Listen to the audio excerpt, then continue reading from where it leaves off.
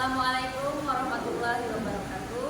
Bersama saya Ayu Pangestu, calon guru penggerak angkatan 10 dari UPTJ SDN 1 Wanasari, Kabupaten Indramayu. Bersama rekan saya Ibu Niki Esa Besanti. Apa kabarnya Ibu hari ini? Alhamdulillah sehat Ibu. Oke. Hari ini kita akan melaksanakan pra-observasi kelas. Tujuan, area pengembangan, strategi, dan waktu pelaksanaan akan dijelaskan oleh rekan saya langsung. Kepada Ibu Niki Esa Besanti, waktu dan tempat saya persilakan. Ya, terima kasih Bu Ayu atas waktunya. Perkenalkan, nama saya Niki Esa Besanti SPD. Saya merupakan wali kelas 3 di UPTJ SDN 1 Wanasari. Observasi yang akan dilakukan yaitu dalam mata pelajaran bahasa Indonesia dengan materi mengoreksi tanda baca dalam teks main ekran. Oke. Jadi materinya mengoreksi tanda baca ya Bu ya? Iya, betul Ibu. Ya. Langsung saja kita ke pra-observasi kelas ya Bu. Siap. Ada 3 pertanyaan sampai 4 pertanyaan yang akan saya sampaikan kepada Ibu Esa. Yang pertama mengenai tujuan pembelajaran Bu. Yang kedua area pengembangan yang hendak dicapai, strategi yang akan dipersiapkan berkaitan dengan media dan waktu pelaksanaan Ibu ya. Baik, pada pertanyaan pertama ya Bu. Ya, siap. Untuk tujuan pembelajarannya pada materi apa tadi Bu? Mengoreksi tanda baca Ya. dalam teks ekran. Mengoreksi tanda baca ini tujuan pembelajarannya apa Ibu? Tujuan dari pembelajaran bahasa Indonesia kali ini yaitu diharapkan peserta didik dapat menemukan dan mengelompokkan penggunaan huruf kapital dan tanda baca dengan tepat. Oke, berarti tujuannya kita menemukan dan mengelompokkan penggunaan huruf kapital dan tanda baca yang Betul, tepat. Ibu. Ya. Adapun area pengembangan yang hendak Ibu Elsa capai pada saat pembelajaran apa? Area pengembangan yang hendak dicapai yaitu dalam ranah pengetahuan atau kognitif. Pada ranah ini, saya akan menekankan peserta didik untuk mengoreksi tanda baca dengan tepat dalam teks ekran atau dalam teks yang akan saya berikan dalam diskusi kelompok. Berarti tadi sudah disebutkan diskusi kelompok ya Bu ya. Ya. Kaitan dengan strategi. Strategi yang akan dipersiapkan apa? Strategi yang saya siapkan yaitu dengan cara kelompok dan diskusi. Setelah dilakukannya diskusi akan melakukan presentasi secara berkelompok. Diskusi kelompok dan presentasi kelompok ya Bu ya. Betul. Nah, sekarang ada pada saat pembelajaran tersebut media yang akan digunakan. Media yang saya gunakan yaitu menggunakan infografis. Jadi nanti teks yang akan didiskusikan akan ditampilkan dalam infografis. Seperti itu. Tampilan teksnya itu Iya. ditampilkan di fokus. Iya, ceritanya itu akan ditampilkan di dalam infografis. Nah, sekarang terakhir Ibu Ya. tentang waktu pelaksanaannya kapan Ibu? Waktu pelaksanaannya insya Allah akan dilakukan besok pada tanggal 10 September 2020. Saya review ulang Bu ya. Tujuan pembelajaran yang akan Ibu capai itu berkaitan dengan siswa dapat menemukan dan mengelompokkan penggunaan huruf kapital dan tanda baca dengan tepat. Ya, betul. Area pengembangan Ibu ingin yang dicapai itu dalam ranah kognitif Ibu ya. Jadi strategi yang akan Ibu persiapkan adalah diskusi kelompok dan presentasi. Ya, betul. Adapun waktu medianya berarti menggunakan fokus di mana teks akan ditampilkan di fokus bersama-sama mengoreksi dengan diskusi kelompok ya. Dan waktu pelaksanaannya besok Ibu ya. Terima kasih Bu Elsa atas waktunya. Waktu pelaksanaan Selasa September 2024, semoga besok menjadi masa observasi berjalan dengan lancar. Terima kasih.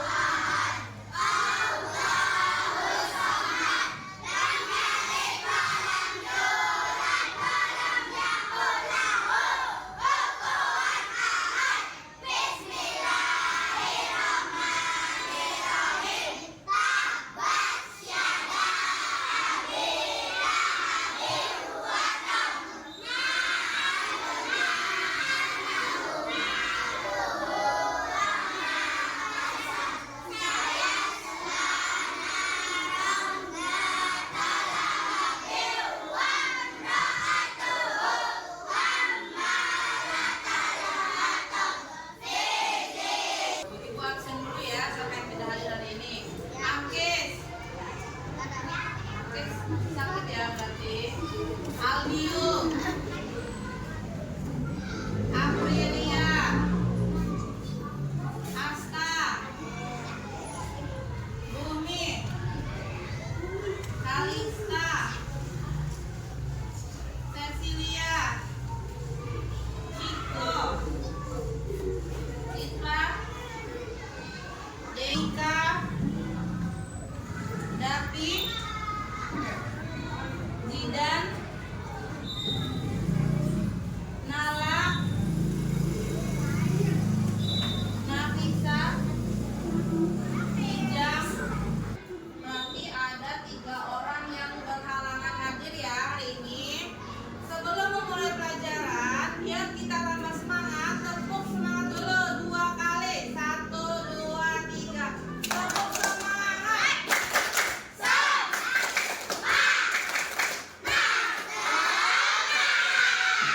Satu kali lagi, tepuk semangat.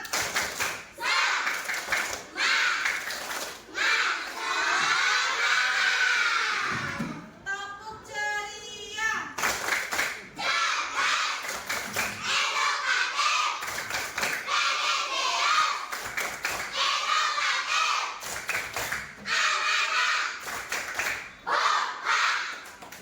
Berarti sudah tidak ngantuk ya?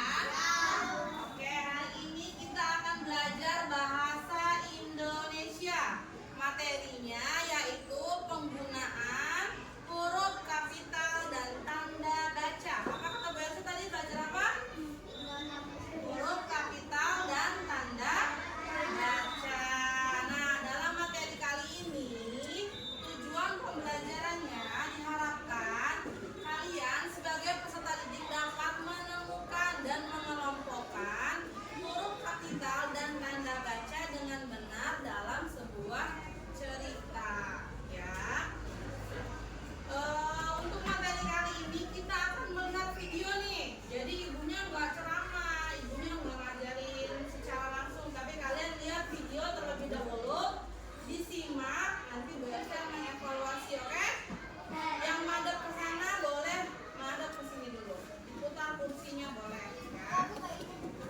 Kakinya yang sopan dulu, jangan dulu. Diputar kursinya boleh, ya. Kakinya yang sopan dulu, jangan naik ke atas, oke? Ibunya perhatikan. Dalam menulis sebuah kalimat. Ada yang masih ingat? Yuk kita bahas kembali. Huruf kapital. Huruf kapital disebut juga dengan huruf besar. Contohnya di bawah ini ada huruf A, B, C, D, E, dan huruf F dengan menggunakan huruf kapital. Adapun penggunaan huruf kapital, yaitu yang pertama, huruf kapital digunakan untuk mengawali sebuah kalimat.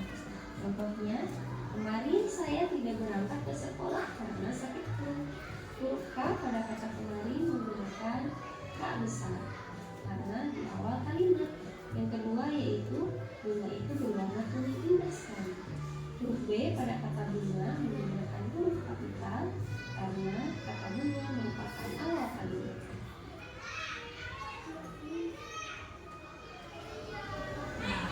Tadi katanya penggunaan huruf kapital digunakan untuk mengawali sebuah kalimat. Kalau mengawali adanya di depan atau di belakang? Kalau awal nih, di depan atau di belakang adanya? Di depan. Contohnya, kemarin saya tidak berangkat ke sekolah karena sakit flu. Huruf yang besarnya di kalimat apa? Di kata apa? Bukan yang kemarin, huruf K-nya besar. Yang ini bunga itu berwarna kuning indah sekali. Huruf kapitalnya yang mana? Huruf B. Lihat hurufnya atau huruf kapital juga disebut dengan huruf besar. Jadi gampang sekali kalau kamu coba review huruf kapital itu kayak apa. Pokoknya ada di awal kalimat dan pastinya huruf besar. Oke. Sekarang kita lanjut ya. Awal kalimat. Yang kedua yaitu huruf kapital digunakan untuk menuliskan nama orang. Contoh, tadi malam Agus tidak bisa tidur nyenyak karena sakit gigi. Kata Agus atau nama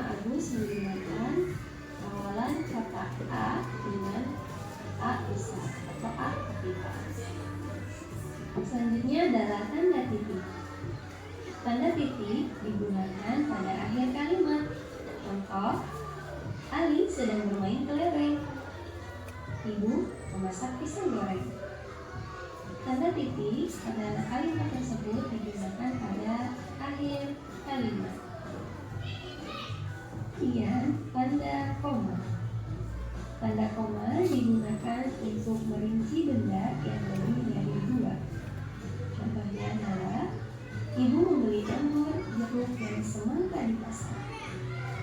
Koma setelah kata anggur memiliki beda antara kata anggur dan jeruk. Dan di sana ada dua macam benda koma, yaitu anggur, jeruk, dan semangka. Dan anak-anak hebat, itulah penjelasan tentang huruf kapital, tanda titik, dan juga koma. Semoga bisa dipahami dengan baik ya.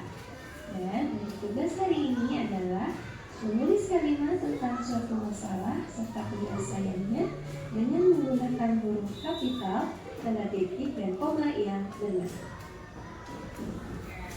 Tadi belajar tentang huruf kapital, terus tanda titik, terus tanda koma. Tanda titik digunakan untuk apa tadi? Kalimat contohnya, Nijam sedang piket di kelas, titik. Berarti kalimatnya sudah selesai atau berakhir. Yang kedua, tanda koma digunakan untuk apa? Merinci untuk barang yang lebih dari dua. Contohnya ibu membeli jeruk, koma, terus apa lagi?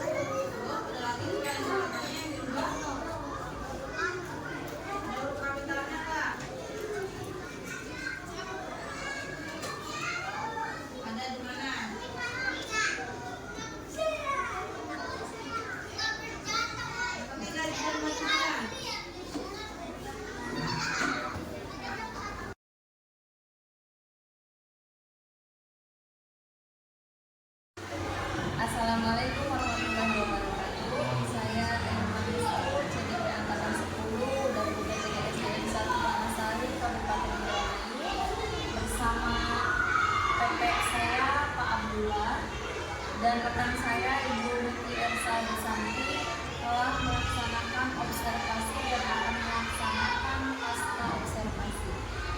Baik Bu Ersa, Pak Abdullah, bagaimana kabarnya hari ini? Alhamdulillah sehat Ibu.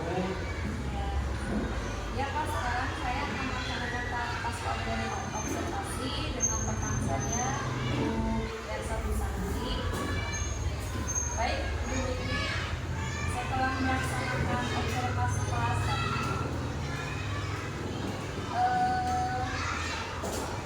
saya akan memberikan pertanyaan kepada Ibu terkait dengan jalannya observasi dengan tujuan mengevaluasi sejauh mana proses pembelajaran yang sudah dilakukan.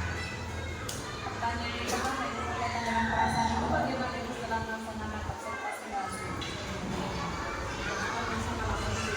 Jujur saya merasa sedikit bergembira karena sudah lama tidak di video dalam kebetulan kemarin lagi sudah lama tidak ada real video lengkapnya. Jadi pas ada video saya merasa seperti kuliah kembali. Alhamdulillah ya. Tapi alhamdulillah semuanya berjalan lancar. Terkait area pengembangan yang pernah Ibu berikan pada sebelum observasi, area pengembangan apa yang waktu itu ya ingin dikembangkan?